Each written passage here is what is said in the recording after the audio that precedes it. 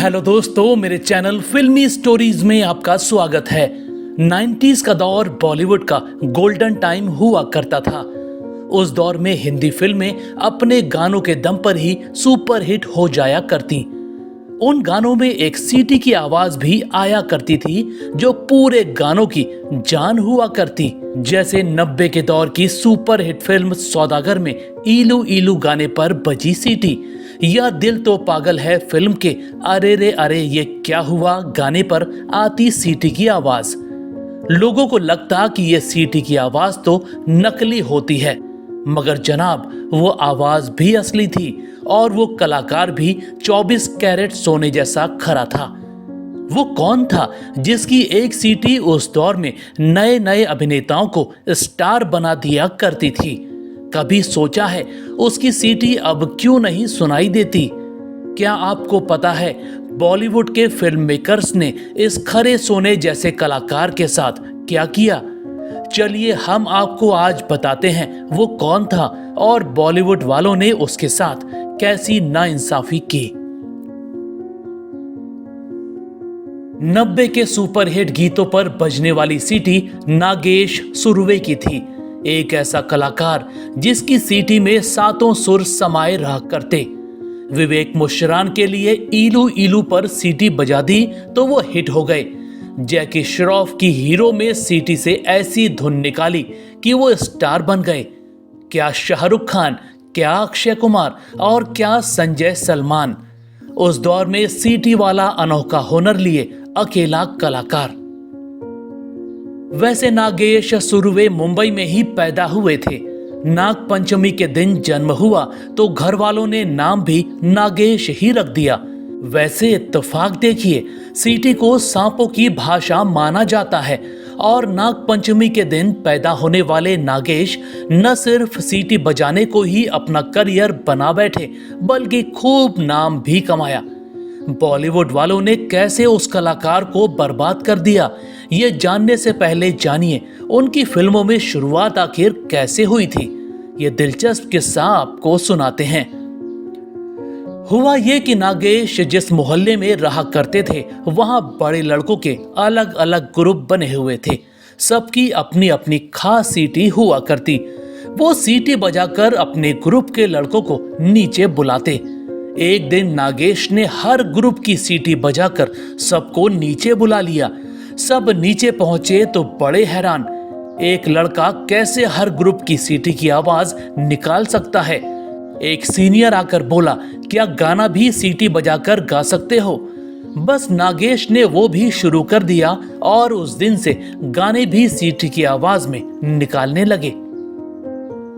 अब हुआ ये कि उनके मोहल्ले में रहा करते थे संगीतकार प्यारेलाल, जिनसे उनकी अच्छी दोस्ती थी। प्यारेलाल के पिता दोनों को वायलिन बजाना सिखाया करते।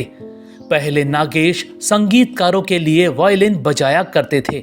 एक दिन की बात है, संगीत से जुड़े लोगों ने एक दिन पिकनिक मनाने का प्लान बनाया। वहां किशोर शर्मा भी थे जो आर.डी. बर्मन के साथ काम किया करते थे। नागेश वहां मस्ती में सीटी बजा रहे थे तो किशोर हैरान रह गए। बोले, क्या गाने पर भी सीटी बजा सकते हो? नागेश बोले, बिल्कुल। बस यहीं से उनकी शुरुआत हो गई। पहला ही गीत सुपरहिट। फिल्म थी 1975 में आई जूली और गाना था दिल क्या करे जब किसी को किसी से प्यार हो जाए। मगर जिस फिल्म ने उनके करियर को उड़ान दे दी वो थी 1983 में आई जैकी श्रॉफ की हीरो। इस फिल्म के गीत में लोगों को पता ही नहीं लगा कि वो बांसुरी नहीं नागेश की सीटी की आवाज सुन रहे थे। बस नागेश की सीटी संगीतकारों के दिलो दिमाग में ऐसी छाई कि फिर तो उनको अपने गानों में सीटी बजवाने के लिए म्यूजिक डायरेक्टरों की लाइन सी लग गई। हर कोई नागेश के हुनर से हैरान हो गया था। काम ऐसा मिलने लगा कि एक साल में 100 गानों पर उनकी सीटी पहले ही बुक हो जाया करती। मुंह मांगे दाम में उनको रख लिया जाता। उनकी सीटी में ऐसा जादू था कि शहनाई वादक बिस्मिल्लाह खान और किशोर कुमार का किस्सा तो आपको हैरान ही कर देगा। हुआ ये कि इनके दोस्त कुलवंत सिंह ने एक बार इनको म्यूजिक कंसर्ट में बुलाया, मगर नागेश काम में व्यस्त थे तो वो जा नहीं सके। कुलवंत ने उनकी सीटी रिकॉर्ड कर ली और कंसर्ट में बिस्मिल्लाह खान को सुनाया। खान साहब तो मानने को तैयार ही न हुए कि ये सीटी की आवाज है। उनका कहना था कि ये गाने पर बांसुरी बजाई जा रही है। वहीं किशोर कुमार के साथ वो एक गाने की रिकॉर्डिंग कर रहे थे। किशोर ने अपनी लाइन खत्म की और जैसे ही नागेश ने सीटी बजानी शुरू की, उसे सुनकर किशोरदा चौंक गए। रिकॉर्डिंग खत्म होते ही बोले, तुम्हारी सीटी की आवाज उतनी ही सटीक है जितनी मेरी गायकी। दोस्तों, आपने सौदागर की इलू इलू वाली सीटी तो सुनी होगी। इस गाने पर नागेश की बजाई सीटी जब अनुपम खेर ने सुनी तो उनको यकीन ही नहीं हुआ कि यह किसी इंसान ने बजाई है। बाद में उनको हकीकत पता चली तो वो बोले, नागेश आप मुझे अपना चेला बना लो। 80 और 90 का दौर आया तो नागेश की सीटी हर दूसरी फिल्म में सुनाई देने लग गई। आपने तेजाब फिल्म का वो मशहूर गाना तो सुना होगा, सो गया ये जहां। उसमें सीटी बजाने वाले नागेश ही थे। जूली, हीरो, कर्ज, तेजाब, कुछ कुछ होता है, कोई मिल गया से लेकर लगे रहो मुन्ना भाई तक न जाने कितनी फिल्मों में उनकी सीटी गूंजी। नागेश की सीटी की गूंज वाले गानों ने कई एक्टरों को रातों रात स्टार बना दिया।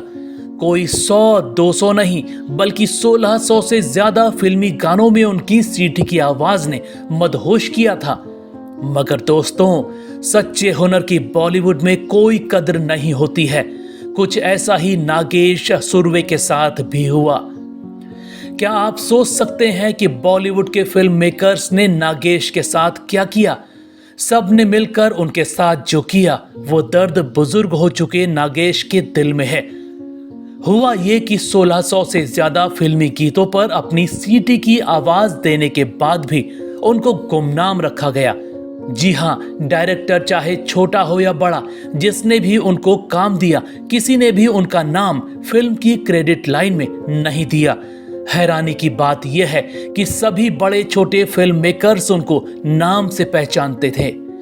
फिर भी ये सिलसिला शुरू से ही चलता रहा। लोगों को तो पता ही नहीं चल सका कि ऐसा भी कोई कलाकार है जो सीटियां बजाता है।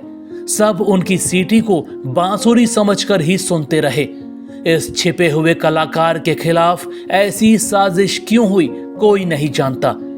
40 साल से ज्यादा बॉलीवुड में रहने के बाद भी बस मुट्ठी भर लोग ही उनके नाम को जानते हैं। सैकड़ों हिट गीतों पर उनकी सुपर हिट सीटी, फिर भी आज तक उनको कभी किसी अवार्ड के लिए नहीं बुलाया गया। नागेश ने एक बार अपना दर्द बयां किया था।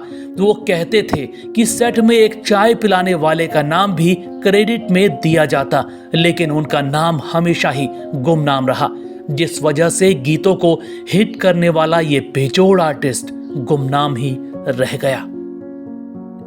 दोस्तों, क्या आपने भी कभी नागेश सुरवे की सीटी की आवाज सुनी है? अगर हाँ तो वो कौन सा गीत था जिसमें उनकी सीटी आपको पसंद आई थी? हमें कमेंट में जरूर बताइएगा। ऐसी ही और स्टोरीज को जानने के लिए आप मेरे चैनल फिल्मी स्टोरीज को सब्सक्राइब भी कर सकते हैं। बस बेल आइकन दबाना मत भूलिएगा।